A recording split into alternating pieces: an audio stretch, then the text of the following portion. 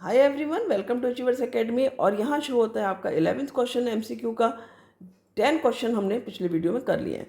सो question 11 है, there was a cerebellar dysfunction in a patient.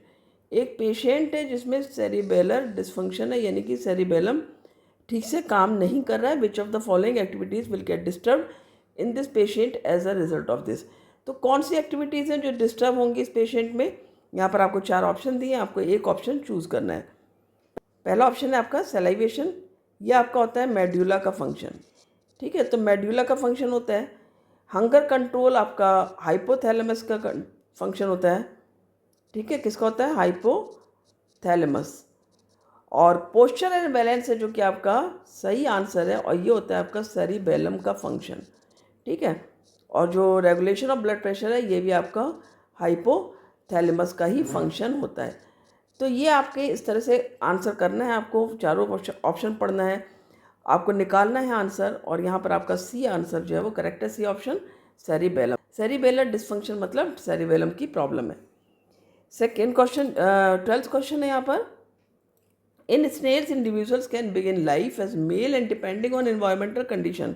Snell's में जो individuals होते हैं वो अपनी लाइफ को शुरू करते हैं मान लो मेल की तरह से, और वो डिपेंड करते हैं एनवायरमेंट कंडीशन में। They can become female as they grow, और वो जब ग्रो होते हैं तो वो फीमेल बन सकते हैं। तो ये क्यों होता है? This is because number 1 option है आपका, male snails have dominant genetic makeup, ये रॉन्ग है। Female have genetic dominant genetic makeup, ये भी रॉन्ग है। Expression of sex chromosomes can change in snails life time, ये भी गलत है। ऑप्शन डी यहाँ पर करेक्ट है कि sex is not genetically determined in snails. इसीलिए कहा जाता है आपसे कि आप अपने एनसीईआरटी की एक एक लाइन को पढ़िए। This line is given in your NCERT, और वहीं से एक क्वेश्चन पिक किया गया है, राइट। तो जो बच्चे अभी यहाँ वीडियो देख रहे हैं और एनसीईआरटी नहीं पढ़ते हैं, ध्यान रखो, समझ लो, एनसीईआरटी की हर लाइन बहुत इंपॉर्टेंट है। किस लाइन से आपका 1 मार्क या 2 मार्क का क्वेश्चन आ जाता है, यू नेवर नो। ठीक है, क्वेश्चन 13 है, in the following cases a ray is incident on a concave mirror.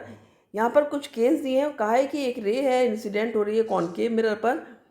In which case is the angle of incident equal to 0। यहाँ पर कुछ केसेस दिए हैं, आपसे पूछा है कि जब भी रे इंसिडेंट होगी कॉनकेव मिरर में, किस केस में इंसिडेंस एंगल 0 के बराबर होगा। तो यहाँ पर ए ऑप्शन दिया आपको, a ray parallel to the principal axis. जब रे पैरेलल होगी प्रिंसिपल एक्सिस के तो वो फोकस से होकर जाएगी, यहाँ पर इंसिडेंस एंगल 0 नहीं होता है। सेकंड है, a ray passing through the centre of curvature and incident equal obliquely.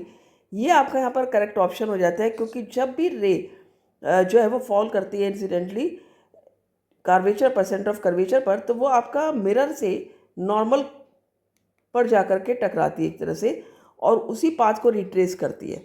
तो एंगल जो है आपका क्या बनता है, आपका 0 हो जाता है। एंगल ऑफ इंसिडेंस क्या होगा यहाँ पर, 0 हो जाता है, क्योंकि जो इंसिडेंट रे है वो अपने पाथ पर ही लौट कर आती है। आपको ध्यान होगा, ये आपका मिरर होता है, और यहाँ पर ये आपका सेंटर ऑफ कर्वेचर है, ये फोकस है, ये सेंटर ऑफ कर्वेचर है।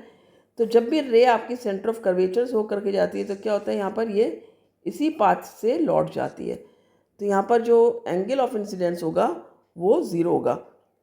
सी ऑप्शन है यहाँ पर, अरे passing through the principal focus and incident obliquely. जब भी प्रिंसिपल फोकस से होकर जाएगी तो पैरेलल लौटेगी। तो यहाँ पर भी जो आपका इंसिडेंट एंगल है वो 0 नहीं होता है। और अरे incident obliquely to the principal axis at the pole of the mirror, ये केस होता है कि जब रे ठीक से पोल पर जाती है तो यहाँ पर भी जो आपका एंगल ऑफ इंसिडेंस है वो 0 नहीं होगा, क्योंकि यहाँ पर भी जो लाइट रे है वो उसी एंगल से लौटती भी है, राइट। आपको ध्यान होगा यहाँ पर ये वाला पोजीशन होती है जो मैंने अभी आपको ड्रॉ करके दिखाया है। तो इस तरह से हमारा सेकंड ऑप्शन यहाँ पर करेक्ट है। इन करते हैं, यहाँ पर देखो इस क्वेश्चन में क्या आपको प्रिज्म दिया हुआ है, वाइट लाइट आ रही है। ए और बी दोनों रेज को दिए हुए 2 नाम, और एक्स जो है ये नॉर्मल को दिया हुआ नाम। ठीक है, आपसे पूछा है choose the correct option for the colours of rays for A and B. तुम्हें पता है जब इंसिडेंट रे प्रिज्म में जाती है तो वो डिस्पर्स हो जाते हैं अपने 7 कंपोनेंट कलर्स में। ठीक है, और यहाँ पर यदि हम स्क्रीन रख देंगे तो स्पेक्ट्रम बनता है एक, और सबसे ऊपर जो कलर होता है वो रेड होता है जो कि हाई वेवलेंथ होती है, और जो ये लॉन्गर वेवलेंथ की, और जो शॉर्ट वेवलेंथ वाली वॉयलेट रे है या वॉयलेट कलर है वो सबसे नीचे होता है। तो हमारा बी क्या है, वॉयलेट है, ए क्या है, रेड है। तो हमारा ये ऑप्शन देख लेते हैं, हमारा यहाँ पर ए नहीं है, बी भी नहीं है, सी हमारा करेक्ट है और डी भी रॉन्ग है। ठीक है, तो रेड एंड वायलेट हमारा, हमेशा ध्यान रखना ये चीज़ कि रेड सबसे ऊपर होता है, वायलेट सबसे नीचे होता है जब भी प्रिज्म से लाइट डिस्पर्स होकर आती है तो। ठीक है,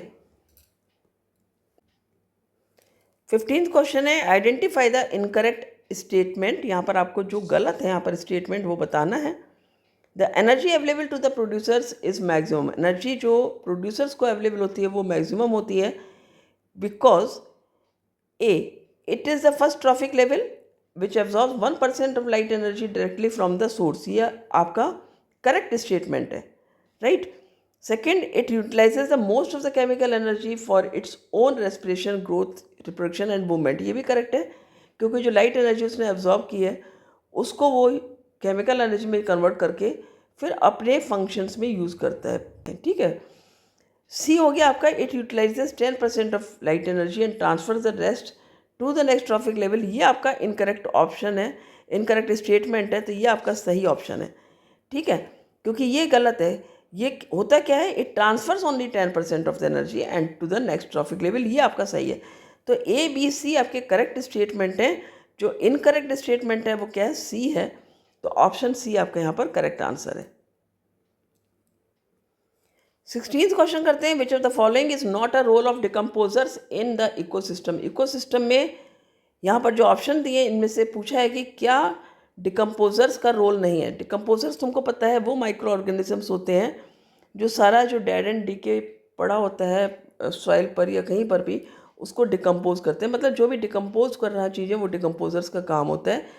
और जब डिकम्पोजर्स ऐसा करते हैं तो सॉइल रिप्लेनिश होती है, करेक्ट है।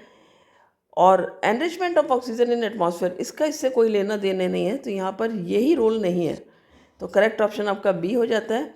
बाकी वेस्ट डिकम्पोजिशन इनका फंक्शन होता ही है, break down of dead remains भी इनका फंक्शन होता है। तो ये तीनों इनके फंक्शन हैं, लेकिन इस क्वेश्चन के हिसाब से ये ऑप्शन नहीं है सही आपके, और ऑप्शन बी आपका करेक्ट ऑप्शन है क्योंकि ये इसका रोल नहीं होता डिकम्पोजर का। ठीक है, तो अब इसके बाद में हम असर्शन रीज़न करेंगे अगले वीडियो में। मिलते हैं नेक्स्ट वीडियो में। Thank you.